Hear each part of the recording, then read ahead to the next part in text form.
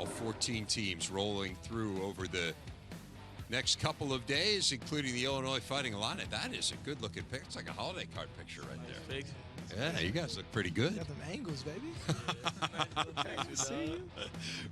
Reggie Corbin, Nate Hobbs, Alex Paczeweski joining me here. Welcome, fellas. Good to have you with us. Thanks for having us. I know it's been a tough offseason in one respect, and we talked about this with Coach Smith. You have a teammate in Bobby Roundtree who suffered a very serious spinal injury.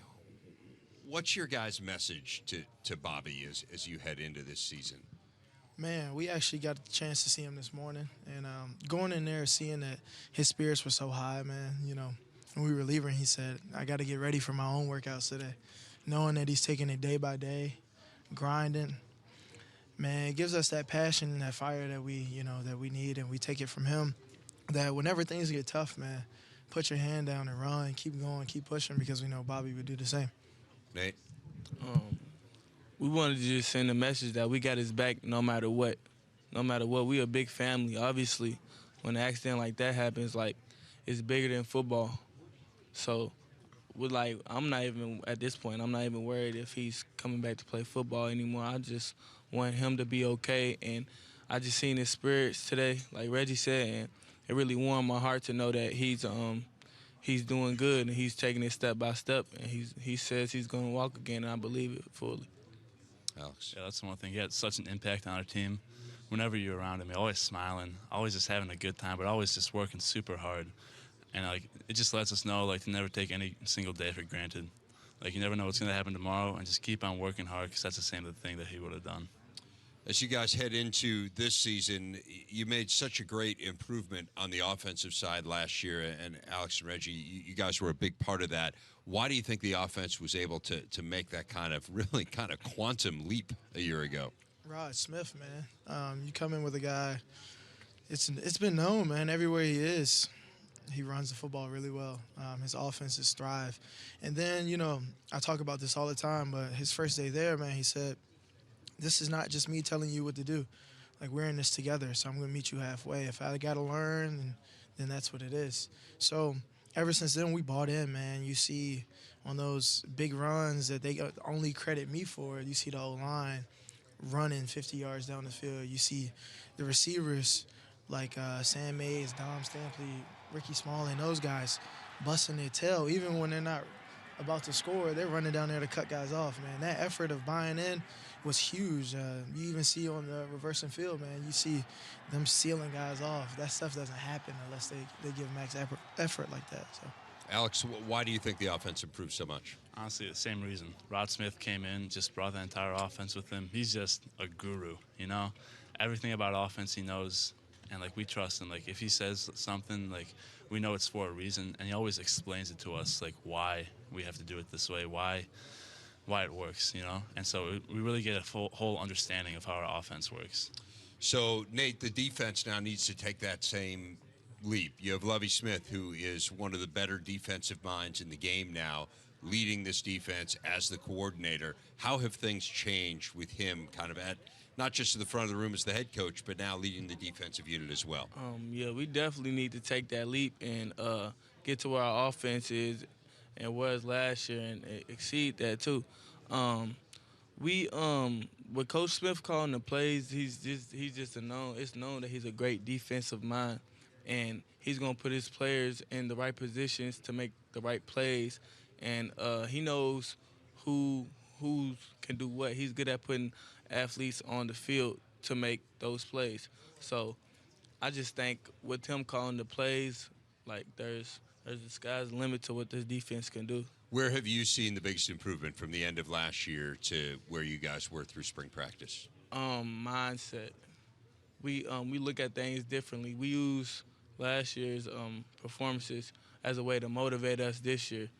So our mindset is just we're gonna kill anybody in our path. It doesn't matter who we playing, where we playing at. It doesn't matter who's on our team. We're gonna come out and dominate no matter what. Reggie, individually, you talked about all the big runs. Your name ended up being very much on the NFL radar. You said publicly you gave some thoughts of leaving. You decided to stay. Tell me how that kind of decision played out. Man, before the season even ended, I had sat down and talked to Coach Rod Smith about it, and he told me, I support you regardless, but he told me I'm not going to let you leave anyway. But I knew he would support me regardless. And then going back home, talking to my dad, talking to my family, figuring out what was best for me. And then simply God, man, get on my knees every night and praying and asking him, what was the perfect plan for me and how can I follow his plan. And then I woke up one morning, man, I just knew I bleed orange and blue for life, man, and it was time to go back to school. So I packed my bags and went back. It's that simple. So what do you need to improve on? What do you think you have to do to become an NFL player?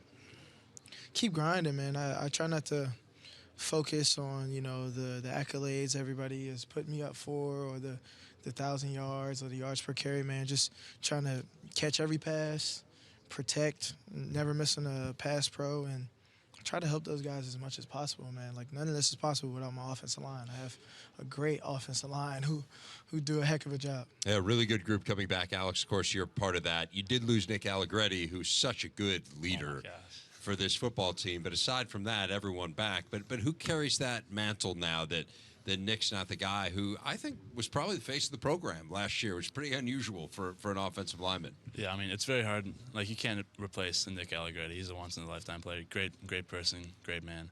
That's the one thing we have the luxury of. He was a single leader on our offensive line, but now we have so many dudes who have played 2 or 3 years. We all can share that leadership. Vidarian Lowe, Kendrick Green, Doug Kramer, and Richie Pettibone comes from Alabama. He knows how to work. He knows how to do all those things, and we can all share that leadership and spread that to the team and bring those young dudes up so that when it's their time, they can step up and make plays also. Alex, what's this like for you? You're a child of Polish immigrants, right? So I assume they didn't know a whole lot about football when you started playing. Is that a fair assumption? Yeah, it was very fair. I grew up playing soccer. Right. And so they never really thought of football as a future until Lovie Smith came to our high school and met them. But I mean, like, they absolutely love it. Like, during the fall, it's just getting from Saturday to Saturday so they can come to all these different Big Ten stadiums and watch and just have a lot of fun. What's it like for you to be representing your school, kind of in your hometown? What's that like? It's unbelievable. Like, I get all my coaches are coming down. I get to have my old O-line coach come down for the luncheon tomorrow, show them around, and it's just great to be able to represent them well. I think it's interesting for you too, Nate, to be here. An interesting personal story in that you had to sit out some time for a violation of team rules, and now to be held up as one of the leaders of this team. What has that journey been like for you to go from that spot where, you kind of had to question your future a little bit to now being someone who's held up as an example? Definitely. Yeah, I got suspended last year for violating team rules. I missed 3 games, and during that time, I just had to reflect, like, is this really what I want for me? And at the time, I wasn't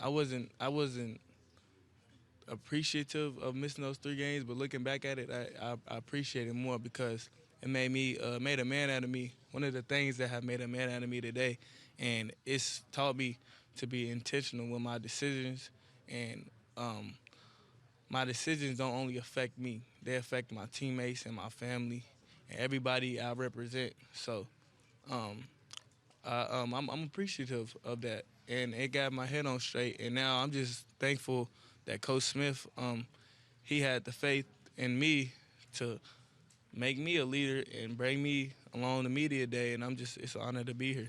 Incredibly well said. How have you guys seen Nate change in last year? He seems older, man. He matured. That confidence, he finally has that swag, and now he understands, how to go about his business. When you hear Nate Hobbs, he's an amazing athlete. He's a guy, if you went to the rec facility, he'd dunk on you. He can jump over you. He can just catch over you. He can move. He's fast. But now he understands and he cares a lot more, and that's the big difference about Nate Hobbs. Alex? Yeah, he's just matured so much as a person, a football player. Like, when you hear that name, you always have an association when you say someone's name. When you say the name Nate Hobbs, it's someone who comes to work every single day, always grinds, just wants to be the best player that he can be. And he also, I've seen it now, he helps bring these freshmen, these sophomores along and helps them get better also.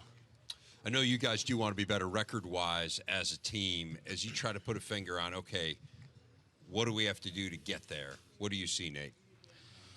I think it's really all about being a family, not playing for yourself, but playing for your brother. A lot of times it's easy when you're not winning a whole lot of games to be like, screw this, I'm about to play for myself. But we got to stay a family. And another thing is the mentality, our mentality to not care who we playing. It doesn't matter who we play. What matters is how we approach the game and if we dominate and if we execute. So how do you measure success? Like, Alex, if I were to say to you, tell me what a successful season for Illinois football looks like, what do you say? It means playing this in December.